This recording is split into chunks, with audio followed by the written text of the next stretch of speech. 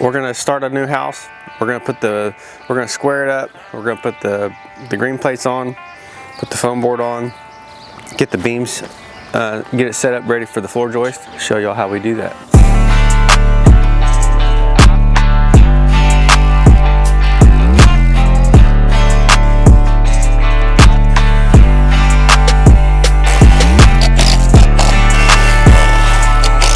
Measure all the way across both sides and make sure we're at least parallel. Go all the way out to the corner. 40 foot 3 3/4. Okay, so what I'm doing is making sure that I'm at least parallel or at least pretty close. And now I will check and see if the, I'm gonna check this back corner and see if we're square. And if we're not, then I'll see how bad it is. What I'll do is, if it's out of square a little bit, I'll pop a line and make our plate square. So we want the house to be square. But most of the time it's pretty close, within tolerance. And once you measure it that way, 24 foot 9, I'll go 23 foot 8. 23 foot 8. 23 foot 8.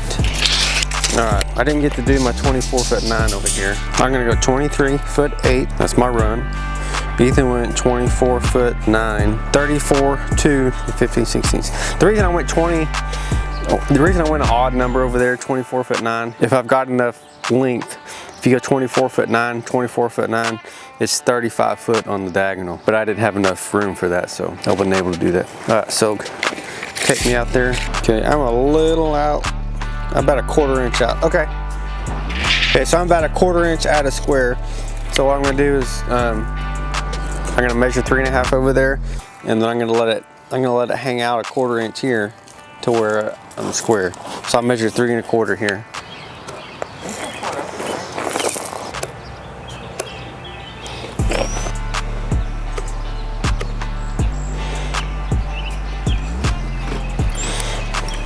I'm making the house square, so the plate it'll be over the block just a little bit.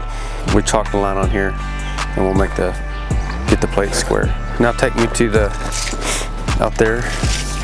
We'll see if the garage is. See what it looks like. 20 foot 4 1/8. All right, I got 20 foot 4 1/8. Look at that, it's right on the money. Okay, now let's see if the front of the garage is square. 21, 9, 5/8. 21, 9. It's 5/8 out. 39 9/16.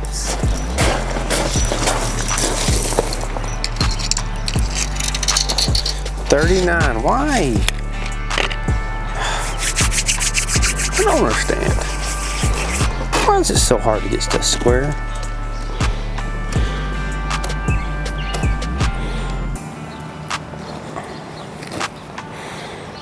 Let's do that line again. It was hung up on a piece of mortar.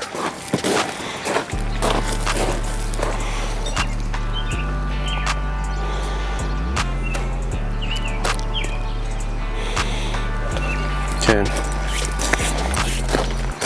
Yep, you're right, even flush with the outside.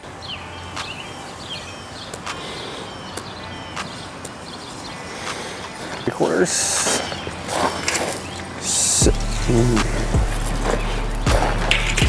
79 3/4 there. 79 here. So I'm 3/4 of an inch difference in 6 feet. All right. Well, let's straighten her up a little bit. So this will be concrete here, so you won't see. This will be the part that's visible. Or more visible. You'll have brick right here, so, but I'm gonna go with this edge here. 75 3/8. 75 3/8.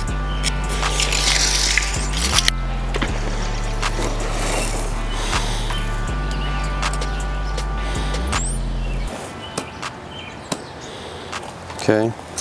Okay, so we got all the plate, got the foundation squared up. We're gonna start putting our seal plates on and the foam board. We're on the perimeter of the crawl space. They only sent us one roll, and so I gotta have it won't be enough to go all the way around, so I gotta cut it in half. Could go get another roll, but it'd just be wasted time. So we're gonna cut it in half. It'll give us 5 foot, so it'll give us enough room to get down the wall and then into the crawl space a little bit. And then usually what they do is after we get our foam board on everything, we can go through and we can, or the builder can, he can go back and kind of push that plastic up against the foam board. And then that way, if it does get rain on it while we're framing, that plastic doesn't get a bunch of junk on top of it, a bunch of water and stuff. And then later, once the roof's on it, they put plastic underneath. They fold that back down and they tape it to the rest of the plastic. So if you're doing a spray foam, closed cell spray foam, you don't have to put the plastic on there. But whenever it's not gonna be spray foamed, then we'll put plastic on there just to give it a good moisture barrier. So some people just put the foam board on there and then spray foam to hit the joints, but it's better if you go ahead and put plastic on there when you're doing the foam board. But if you're doing spray foam, you don't have to.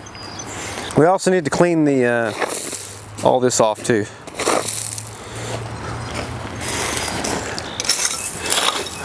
I'm gonna scratch my squares.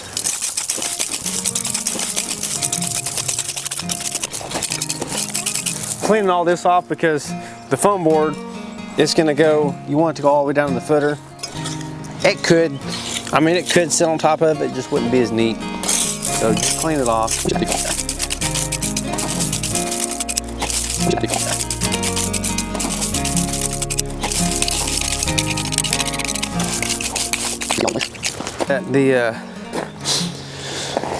Like you want that foam board to go all the way down. The foam board will break at 2 foot, 24 inches. And so you want it to go all the way down. You don't want it setting up here too high, because whenever even though it wouldn't be necessarily above the sill plate, whenever we're sliding our floor joist in, if that foam board is up too high, as you're sliding the floor joist in, it'll catch that foam board and it'll knock it off. So, and I don't want to go through and cut all the foam board. I don't want to go through and cut it all down. So that's why I'm making sure it gets all the way down. And it's better.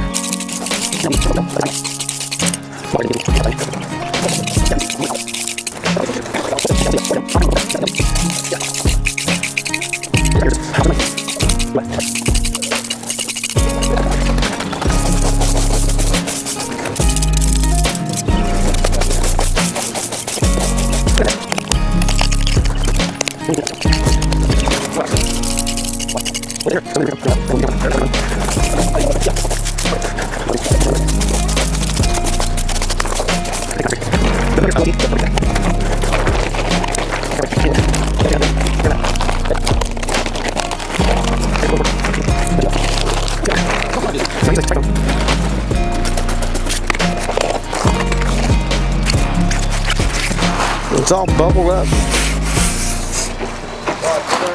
Probably about the perfect amount too. We'll save that one for last. So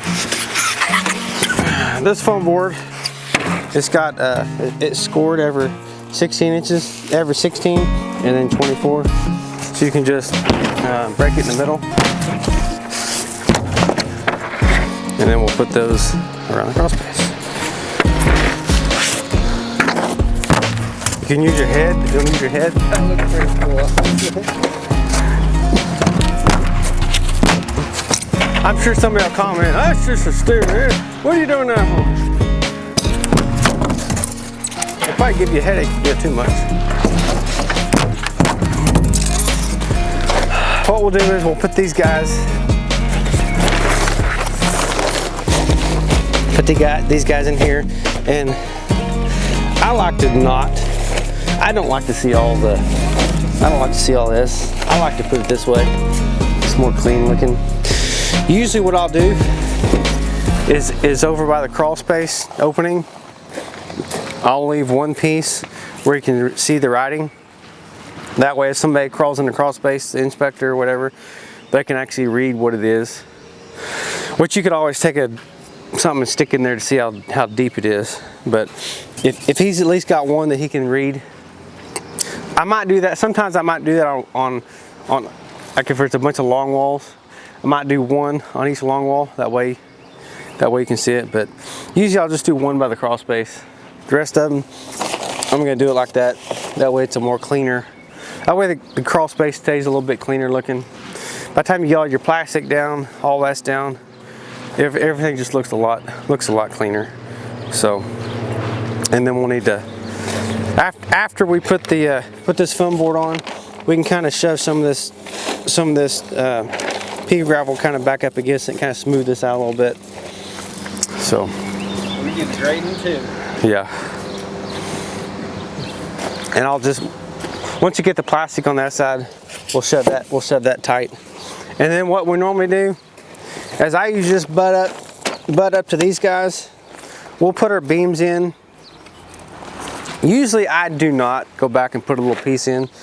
Sometimes I do, usually I don't, because most of the time they're gonna spray foam the band board, and so they usually hit those spots later. So depending on the preference of the builder, because a lot of builders don't like to see those little pieces stuck on there. I could notch the foam board around it, but it's just harder to put the beams on. When I nail the beams down, when I nail the beams together, I like to lay them flat, nail them all together and stand them up. So it makes it hard if I have the foam board already kind of notched around that. So we want to make sure we get the plastic up over the top, down the side, and then later it'll be rolled out and it'll be taped to the rest of the plastic. So usually what they'll do is they'll run their other plastic all the way over. This will overlap it. They'll tape it, and then be good to go. It'll be sealed up. So you don't want moisture. You don't want moisture in your crawl space. So now we put this on here. Now we're going to put the seal on here, and then we'll start putting our chill plates on.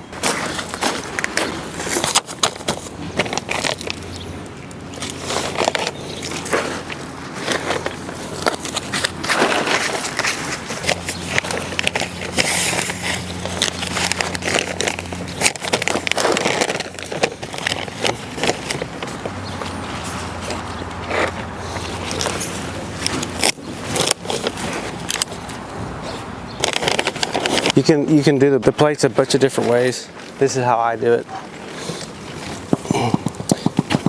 I get it where it's going to go.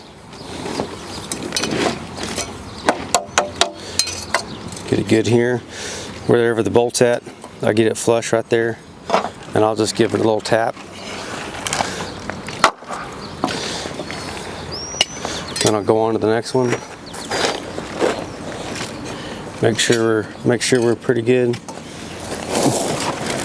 Give it a little tap.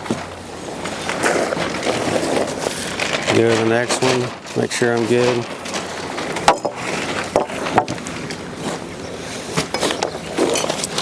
Make sure I'm good there. The last one. Now, you cannot do this if they just finished laying the block like the day before, or even 2 days before, because you'll drive those bolts down in there. So it has to be set up really good. So if you can't do it that way, then what I usually do is I'll come in here and I'll set it right beside it. I usually do it this way. I just mark it like that. I gotta make sure the bolt's straight up and down. If your bolt's bent, then you need to straighten it anyway. And so I'll go through and I'll just mark it like that. See if it's kind of bent right there. So if it is bent, if the bolt is bent, then I'll mark it closer to the bottom. And then what I'd do is I would come in and I would measure to the center of the bolt, 1 5/8, and I'd mark that 1 5/8. That's the center. Drill all holes, and then you flip it over and set it down.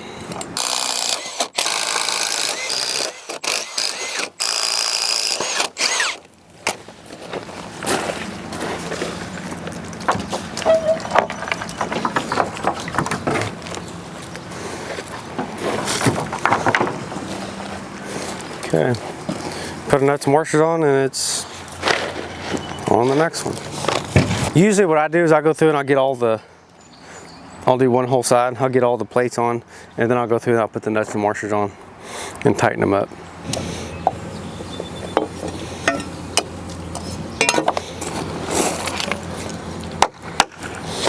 And you gotta make sure your joint is in between two bolts. If it's not, sometimes you actually have to add bolts if the block layer didn't set it up correctly, which on block is more of a pain. If it's just a slab, you can just drill another one. I need to cut it just a little bit, but before I cut it, I want to make sure the next one, yeah, it looks like they got it set up right there. So yeah, I can go ahead and cut this guy.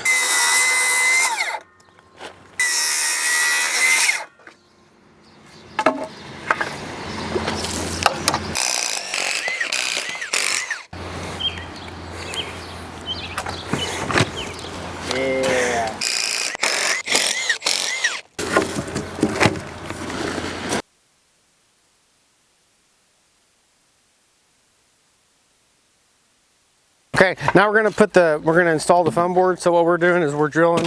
I'm gonna put 6 tap cons in each sheet, 2 in the end, 2 in the middle, 2 in the end. And so what we're doing is just using a hammer drill, drilling a hole, and then we're using a tap con with a fender washer. That way it doesn't go through the foam. You just kind of get it a little bit snug there.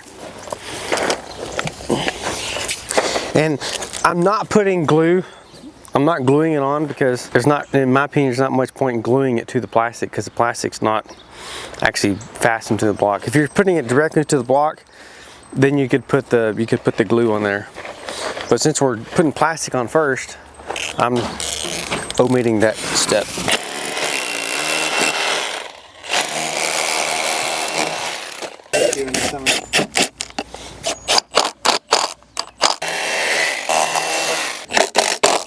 You also got to make sure on the inside corners, if there's mortar that's kind of built up in the corner, you got to get that dug out first because you don't want this sheet kind of rounding out. And then when you go to put the second sheet on, you know, it'd be open at the top because it's hitting at the bottom. So you got to make sure it's where you can get that, so you have a nice tight joint there.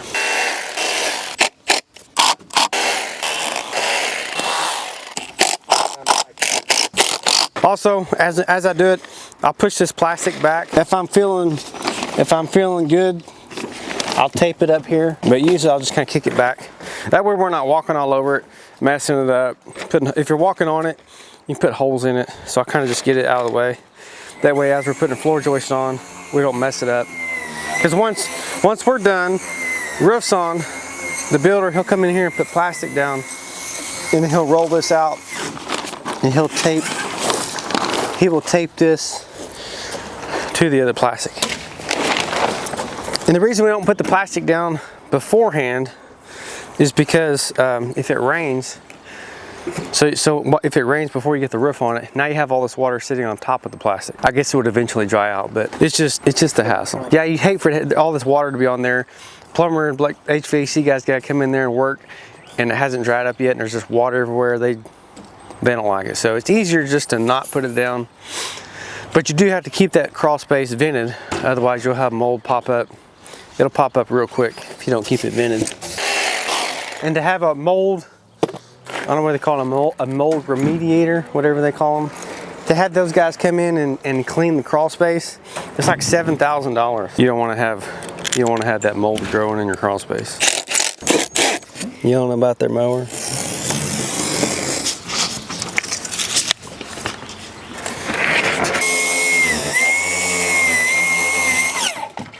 You can.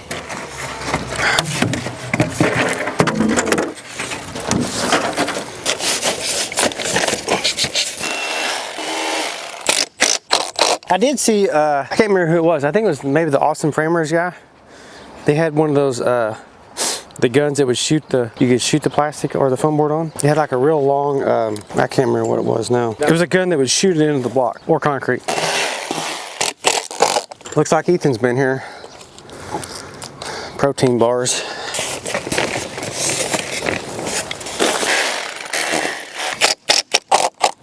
These tap cones are just barely long enough.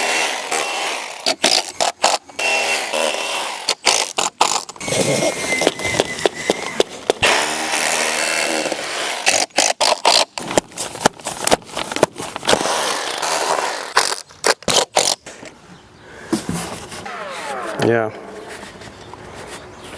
Okay, so we got our sill plates on, we got our plastic on, and we got our foam board on. So now we're gonna put our beams down the middle. It'll be a 3-ply 2x10, 3-ply 2x10. And what we'll do is we'll break the joints on top of a column, on top of one of these pillars. We'll offset the joints that way. They don't all break in the same one. We'll get all those on. We'll put a string across the top. We'll make sure that we're good and straight, good and level. And then we've got some metal shims that we'll put underneath it to get it where if it needs to come up a little bit. Usually the block layer he'll drop his down just a little bit. That way I'd rather shim it up than have the beam where it's got to go down, because then that's just more problematic for everybody. So so the builder's got us a bunch of shims, metal shims. So once we get it picked up where it goes, we can put those metal shims underneath it, and then we can start putting our floor joist on. So this house is going to be all 2x10s for our floor joist. So we'll show you all some of that later on.